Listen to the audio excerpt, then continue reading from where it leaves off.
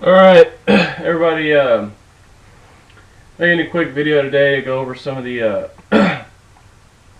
harassment I've been getting from surveillance and monitoring and all kind of crap like this. Basically, about a year ago, they actually came over my speakers and just started talking to me. And I was out in the country, but I had a telephone. I had my iPhone hooked up to my surround sound system through my television. I was listening to music and stuff, and I said something. I was just talking to myself, and then somebody come over my speakers and asked me, who was I talking to? And the conversation basically ended there, but what I'm trying to tell you is that I just started a new job. It's a really good job. A pretty good job. And the first day to work, my alarm clock didn't go off for the computer that was hooked up to the computer, which is hooked up to the internet. The second day, I set the alarm clock on my computer and my phone, and neither one of them went off. And a few nights ago, I woke up in the middle of the night and to go to the bathroom about 3 o'clock in the morning, and my computer turned on. Now, you could say maybe the wind from my sheets, when I threw my covers off, hit the mouse and caused it to open up. But there's two problems with that. First of all, the computer didn't turn back on when the mouse is touched because it was in hibernation mode. Second problem with that is that the cabinet doors were closed, so there was no way for wind to even brush the mouse. And see, it did it again today. Something to the effect of, I woke up around 6 o'clock this morning, and the computer turned itself on, and the alarm clock went off. But what's weird about that is that I made sure that the mute button was set on. It was on. It is on now. When I went to bed. So it's just like, man, they're in everything. It's like roaches in the walls and rats.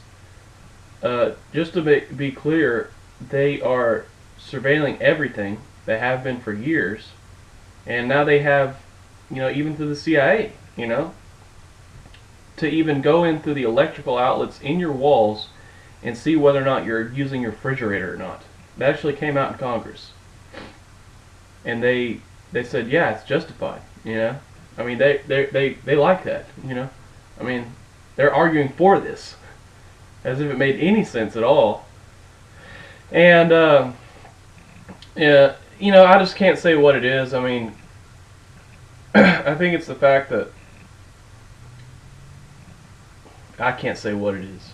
It's Creepville. It's just Creepville.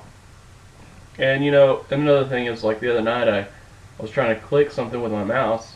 It kept pushing my button away every time I tried to click something, and I said, "That's interesting," as if I was. And then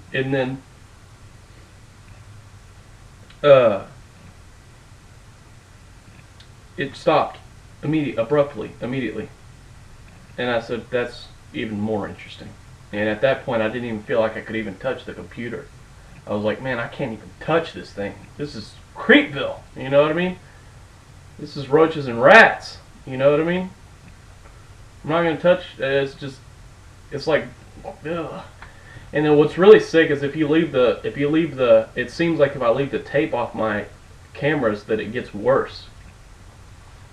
And I figured out it's because somebody on the other end is getting this erotic, like just the fact that it's invasive and it feels like they're building up for killing me or something. It's like there's this erotic, like,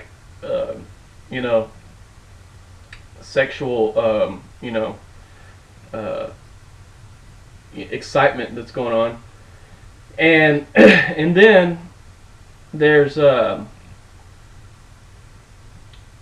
like this whole thought that they're going through in their mind, like they're watching me and they're getting erotically excited and they're having in order to really fulfill their assignment, they're pretending that I'm leaving my stuff off because I want them to watch me, you know.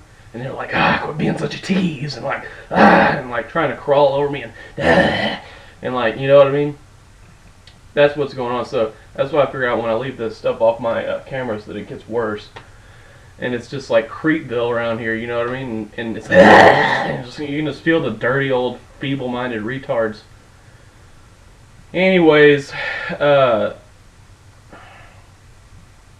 just feel like I gotta quit making this video right now, man. Because some of these videos I get to a certain point, I'm like, dude, I can't even keep talking.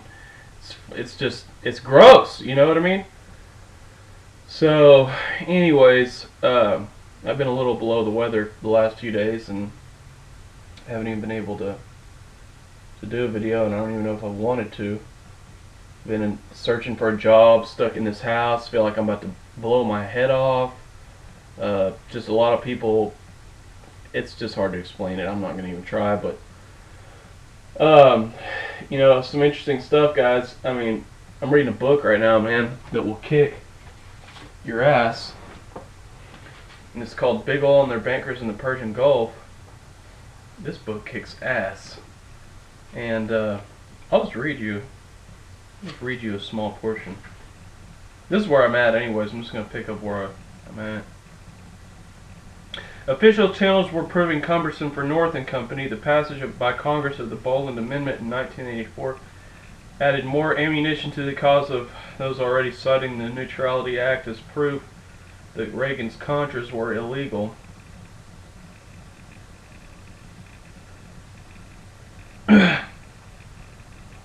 Yeah, this is crazy. So North and CIA Director William Casey decided to take the operation quote-unquote off the shelf. Ted Shackley, Tim Kleins, and Richard Sikor joined with Iranian business magnate Albert Hakim to form the enterprise, which quickly became the main arms supplier to the Contras.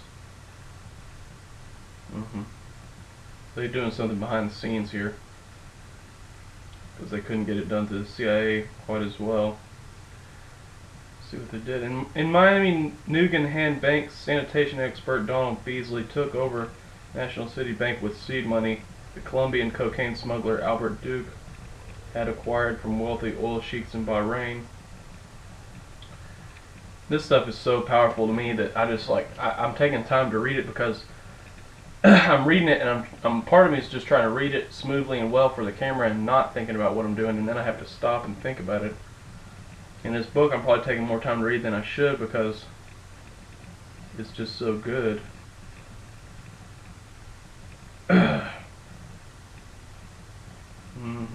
Watergate plumber Rafael Quintero returned to his Operation Mongoose Miami haunt and set up a transshipment point for Enterprise procured weapons bound for the Contras, using the Tay Miami gun shop as cover. I just love that stuff, man, because I feel like I can see the flow, and just, it's crazy. Anyways, the point is you know, it's just money and power, and it's just running from one place to the next. And it's sick and it's sad, because even though, yes, they're doing this all with drug money and everything else, the whole war on drugs is just the most absurd thing in the world, you know. And I mean, we've got more people in prison than China behind this, and you know, people die every single year behind this, to the tens of thousands. And I'll give you, I think I got the numbers right here, actually. Yeah, this is great. Alright, and people die every year. Thousands of people die every year. And millions of people go to prison. So, let's go through some of these numbers. Prohibition Statistics. In 2006, the United States had 2,193,798. With the overall population by main numbers is 313,900,000. China, 1 billion, or 1 million people in prison, 548,498. Overall population today is 1,344,130,000. Russia, 874,000. Brazil, 100 or 371,000. And alcohol prohibition, arrests for drunkenness and disorderly conduct went up 41%. This is drunkenness, and this is the same thing we see here during drug prohibition. I mean, the drug use is through the roof, And just look at the UN. Opiates is up 34%, cocaine 27%, marijuana 8.5%. I take all these numbers and I post them to Yahoo Answers every single day.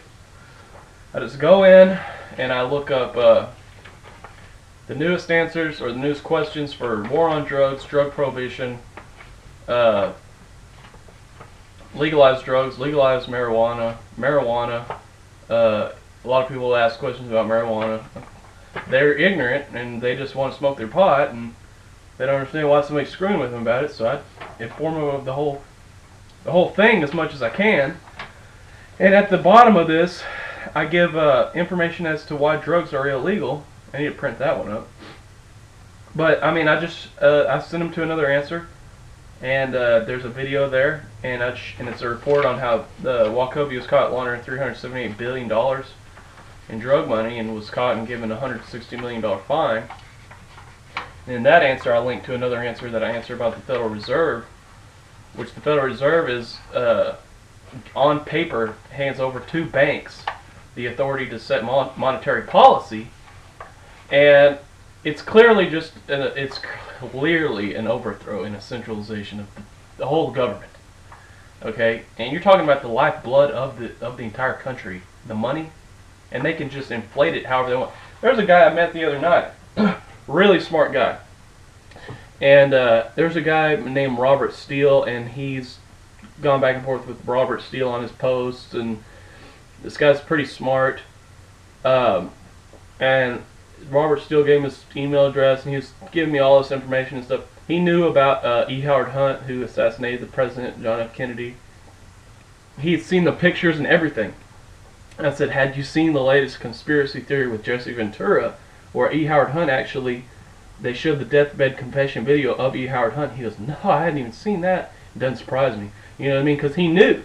But he didn't know about the Federal Reserve, and he kept saying, it's just too complex today to think that you can just throw in the towel or, on these entire innovations of monetary,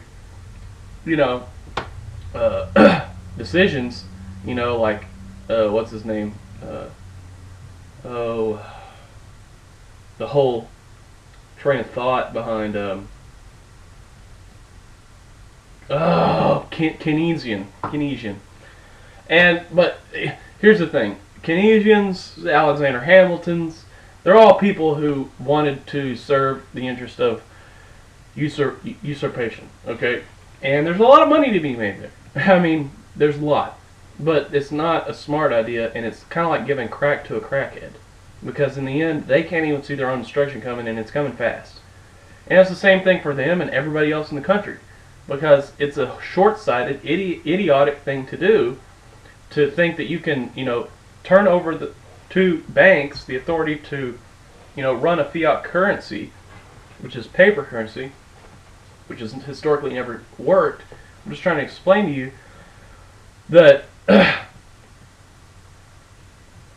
what I did say to him was, okay, let me explain to you like this. This is kind of what got his attention. I said, let me explain to you like this.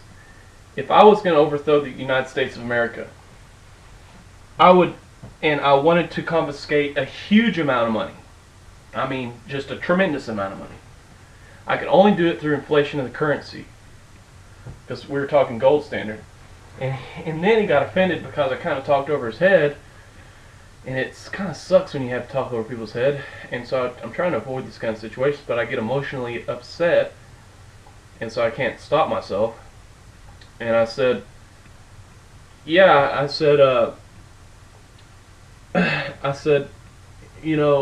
that's basically what's going on. We've given to them the authority, and I told them about Colonel Edward House and how he wrote a book that said within a year there's a conspiracy underway. Within a year we'll have a central bank and a progressive income tax. And then he goes, what would we do without an income tax? We couldn't fund things. I said, no, man, we funded things just fine until 1913, okay? And let me try to explain this to you. Reagan had a Grace Commission come in the 1980s and say, determine where this income's going. The Grace Commission went in there and said that before even one nickel spent is not go to any legitimate form of function of government whatsoever, for it's absorbed by interest and inefficiency. And interest is accrued. If you want my personal opinion, they give loans to governments directly from these central banks, and people think that's crazy. You know what I mean? And I understand. You know what I mean? It sounds nuts. You know, but the fact of the matter is they do get zero interest loans, and anybody's getting free money. You know what I mean? I mean, if you're getting money directly from the Treasury, and you know the point is that it's inflationary, and the public's just becoming more and more indebted to these things. So the point is I mean, I try to substantiate this as much as I can, but I'll just give you an example, the best example that I know of, because you're not going to find that many, because it's all shut off. All the information is shut off on paper. You know, on paper, the Federal Reserve has the authority to go and print money in secret, basically. I think they have to go through the Federal Reserve Board of Governors, which is 7 people. It's not the 600 people in Congress that's supposed to go through. That's what the Constitution says. The Constitution says that only Congress shall coin money. And then people say, well, that means that's the authority for the Federal Reserve.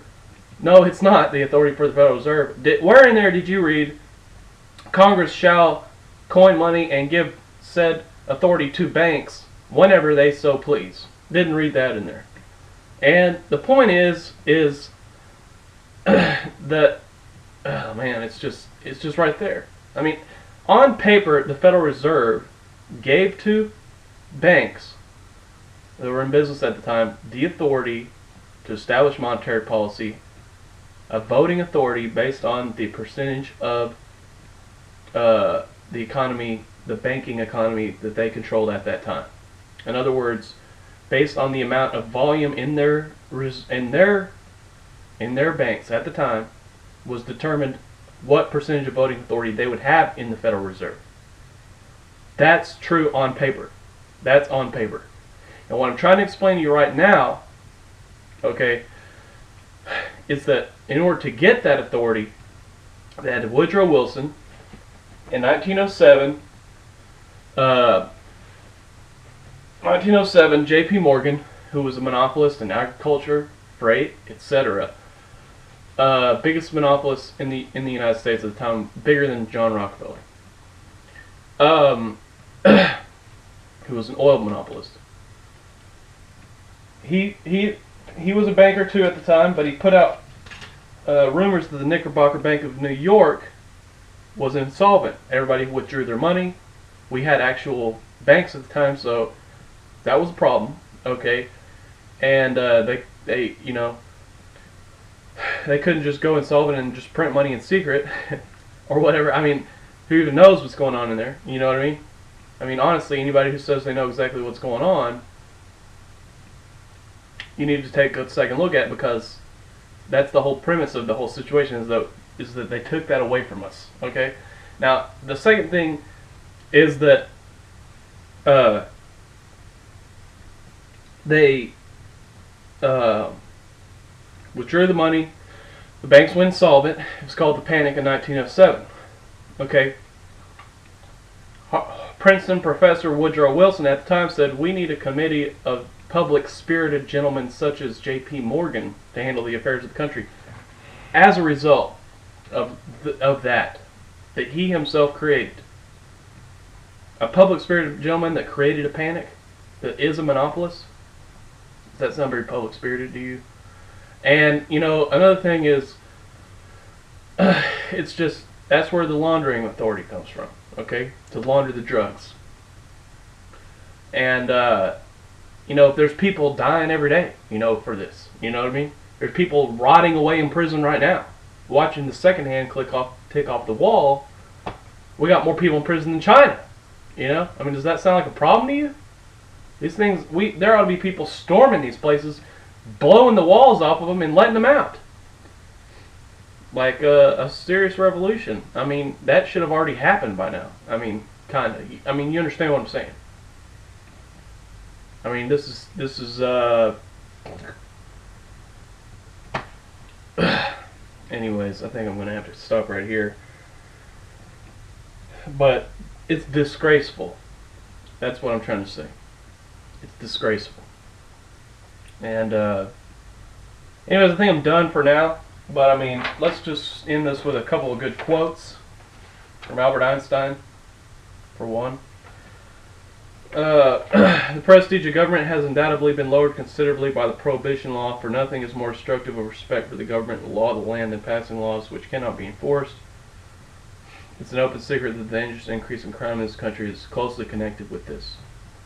It's Albert Einstein. Abraham Lincoln, Prohibition will work great injury to the cause of temperance. It is a species of intemperance within itself, for it goes beyond the bounds of reason, in that it attempts to control man's appetite by legislation and makes a crime out of things that are not crimes. A prohibition law strikes a blow at the very principles upon which our government was founded. In brackets, I put very most basic principles. I personally believe that's what he's trying to say. And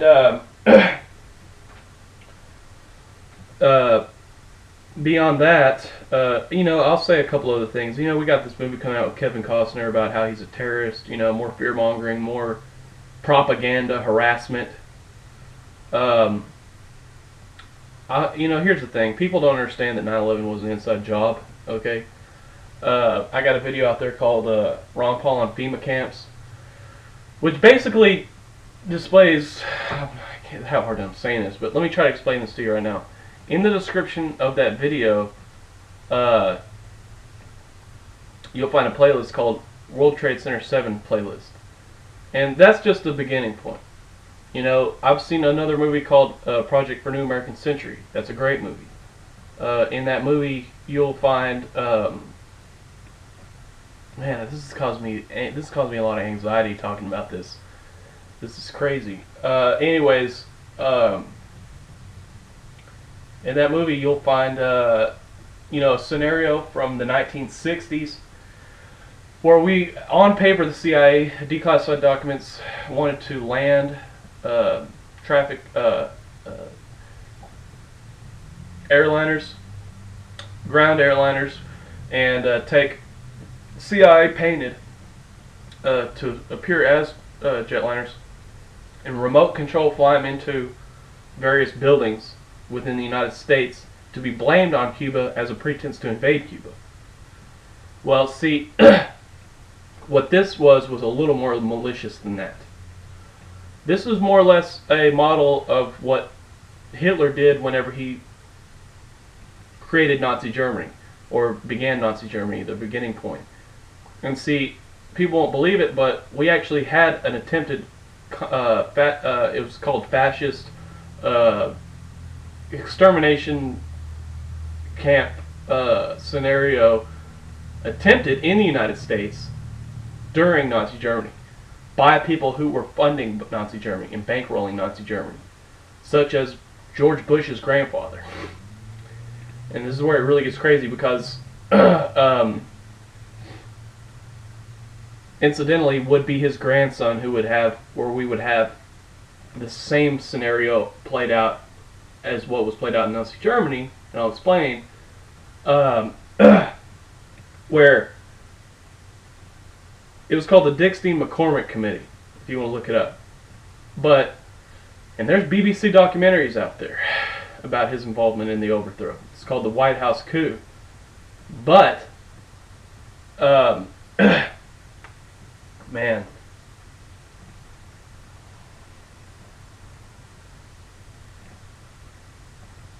what they did in Nazi Germany was they bombed their own Reichstag, a prominent political building at the time, okay, governmental building. Blamed it on political enemies, blamed it on people they wanted to kill. And you ask yourself, why would anybody want to kill that many people? Why did Vlad the Impaler want to kill so many people? In his mind, it solidified his power over the people. You understand? Similar to why does Kim Jong-un round up all the artists of his country and machine gun them in a forced scenario with 10,000 of his own population, round up and forced into a stadium as onlookers? Why does he do it? Do you think he gets satisfaction out of it? I think it's because he thinks it gives him power. Okay? And what I'm trying to say is that 9/11, I mean, World Trade Center building number 7. There's a video in that playlist where structural engineers give a presentation of why World Trade Center 7 shouldn't have ever fallen. Okay, BBC, and this building fell at free fall speed into its own footprint. Okay, was never hit by a jet. Supposedly due to fire. Never happened before. BBC claimed, oh, World Trade Center building number 7 has fallen before it fell on television with the building burning behind it. That's in that video playlist as well. There was 20 minutes before the building collapsed, the transmission mysteriously, with static and everything, was interrupted. Oh man. There was actually explosions that were taken. Video of explosions with, you know, what you hear in an explosion and everything. Pop, pop, pop, pop, pop, pop, pop. You see all the little clouds of smoke. You see the little explosions. You see this when buildings are demolished. The popping, the banging, you know, the popping of all the columns. Pop, pop, pop, pop. It comes down. National Institute of Science and Technology released a video where they National Institute of Science and Technology released a video where they actually displayed the explosions. Okay, or they didn't. The sound of explosion was gone. They replaced it with another video. That video is available from architects and engineers. In the description, it's in my playlist. In the description, there's a link to a video that supposedly was posted by them. One of those two that is dead. It's a dead link. I called NIST, and they told me that it never existed, but they were angry when they said that. And, you know, the thing is it just keeps going on and on. You suddenly realize that just like it was called the Enabling Act in Nazi Germany, euphemistically titled the Enabling Act, which means euphemism is when something gives an innocuous term or that's meant to sound less harmful than it truly is. Similar to the Patriot Act, you know, was written and drafted within a month of the terrorist attack, several hundred pages long. And in our case with the Patriot Act, there wasn't a single copy in print when they signed it. Overwhelmingly into power. Okay? And it's crazy, man. It's just like Albert Einstein said, man. You know, of talking about, you know, the beating of a drum and how people were given a large brain by mistake when a spinal column would have been sufficient, and how much he, you know, detests it and would rather be ripped to shreds. You know, because you look around, you see all these people, and now the war drums are beating, and there's some people out there, like I was talking to a guy last night, and he just started smiling and looked outside like he was kind of getting away with something. You know what I mean? Like, I know but I kind of get a thrill out of feeling like I'm a part of all the military action and superimposing myself as a soldier and pretending like I'm part of the fighting. You know, and it's sick. And it's kind of like what Martin Luther King said in a way. You know, man does not easily assume the task of opposing his own government, especially during the times of war, because he's gone through all that stuff, man, and all that fake macho stuff, man. To me, when I think about how, you know, emasculating it is for me to even think of myself behaving in such a way, it's not the same type of feeling that these people are having, pretending to be men while acting like children. That's, you know, the hallmark of a hypocrite. It makes me disgusted. So anyways, that's all I have to say about this right now. But I mean, there's definitely a lot to go through. You know, there's no like left right political discussion going on over here where I like talk about gay marriage or anything. You know, that we're so far down the rabbit hole now that I have to go through history books just to tell you what's going on. That's sick. 100 years old. You know, this crap has been going on for 100 years now. And I have to go through history books over shit that's been going on for 100 years. You know, I can't just flip open CNN and find out what's going on today and just kind of talk about it. You know? So anyways, I'm done for now. Thank you for listening.